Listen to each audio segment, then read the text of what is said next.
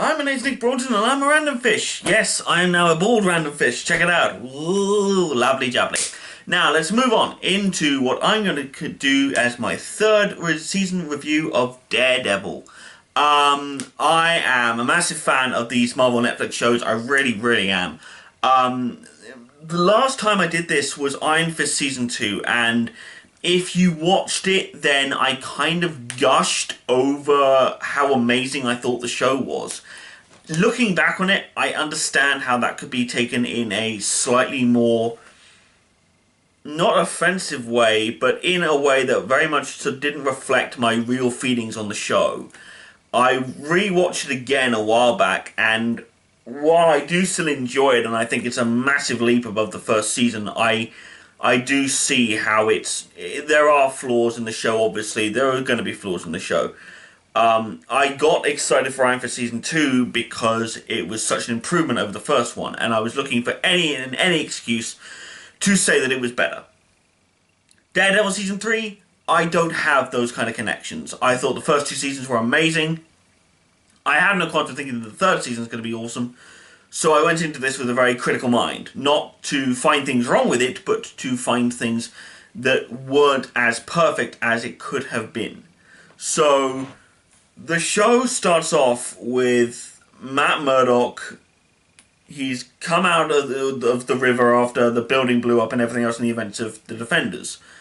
And he, of course, wakes up and ends up in the place where he grew up, this orphanage where he grew up next to a church, with Sister Maggie and Father Lantham.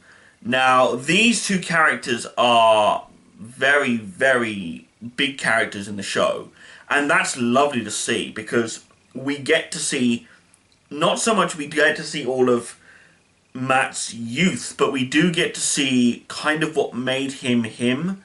And we do get some amazing revelations throughout this. By the way, just in case you're feeling that kind of level, please do not watch this review if you haven't seen the show, because spoilers. Like, massive spoilers throughout this show. It's ridiculous. It ends on a satisfying note. It doesn't. It kind of gives us a bit of an ending to go on for another season, but it still looks a lot of fun, and it's a lot of fun to sort of watch. You do get Matt trying to come back into the Daredevil game, but with much more of a suicidal edge than I thought. He goes in basically trying to kill himself, because as far as he's concerned, he still wants to fight crime and everything else, but he's not doing it under the guise of doing it for his faith. He's lost his faith at the start of the show. A highly ironic statement, given that he's hanging out with nuns and a priest. Kind of weird, but hey, we all move on, we live life. He steadily learns to get back into it, and he starts to sort of trust his faith again and everything else. And he's not completely 100% give yourself unto Jesus at the end of the show, but he's a lot more open to the idea, and he's a lot more sort of balanced about it. And he's much more balanced at the end of the show than he is at the beginning, which is what you want to see. You want to see the character go through an arc throughout the show. And Matt definitely has an arc throughout this performance, which is lovely and it's great. Obviously, Foggy and Karen come back as well. Franklin, Foggy Nelson, and Karen Page. I love these names. These character names are just genius. Daredevil writers, I mean, good God, you did something wonderful when you created these characters. You really did. Not the show. I'm talking about the comics, obviously. You get the reintroduction of Kingpin. He comes back.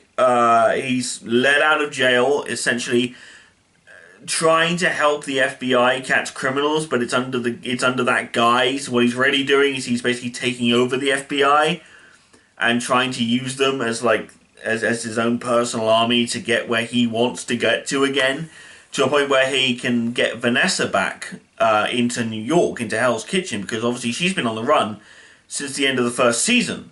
At the end of the very first season, if you remember, Matt hunts down the Kingpin and takes him down, all while his empire's been crumbling down around him, and Vanessa's been forced to flee, because if she stays there, then she will be arrested as an accomplice to Fisk, and Fisk doesn't want that. and he doesn't want her to suffer the consequences. Basically, I think one of the best things about the show actually is that the Fisk really hasn't changed, and honestly, that's kind of beautiful. It's kind of nice. He's not a one-note villain. He wasn't a one-note villain during the first season. But it's so nice to see that his motives haven't changed. His desires haven't changed. Everything that held him in the first season is still true now. The only difference is that in this season, in the third season, he doesn't have the hand to back him up, or at least the portion of the hand that What's-Her-Face commanded. Sad, but true. And Fisk at this point just wants to get back control of Hell's Kitchen and eventually the whole of New York, I would have assumed. But it's so fun, and it's really nice actually to see that Matt doesn't go back to the Daredevil suit in this show. He doesn't go back to it in this season. He goes back to his original black suit. I felt that when I first saw the posters, I was a bit skeptical because obviously my desire to see him in the red suit sort of overplays a lot of what I think. And when I saw it, I thought, oh great, this is just going to be a retread of the first season. It's going to be boring, it's going to be blah blah blah, the same character, and it is, but there's a lot of differences that make the similarities worthwhile, and it's brilliant. Obviously, Fisk very much is still the same villain that he was, and like I said before, I like that. I have no issue with that. Matt being back in the black suit doesn't bother me as much as I thought it would, which, you know, thank Christ. Foggy actually has had character development over the previous other shows, so that's nice to see. One of the things that I thought was actually kind of cool was that Foggy is... I know this probably happened a while ago, but obviously you get more Foggy and Marcy as a couple. You begin to actually really believe that these two are a couple again, which is nice.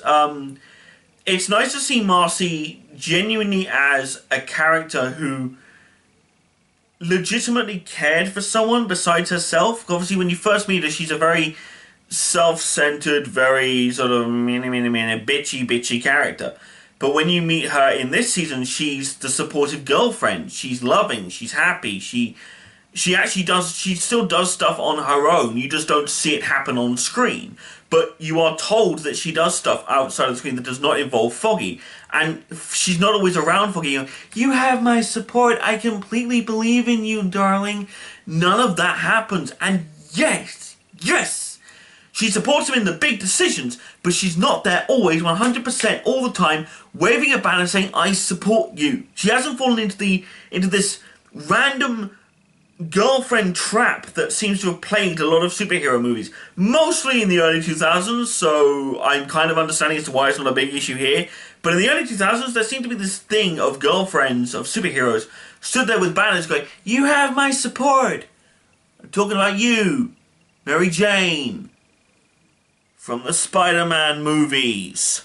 Yes, I'm talking to you. Good flaming lord.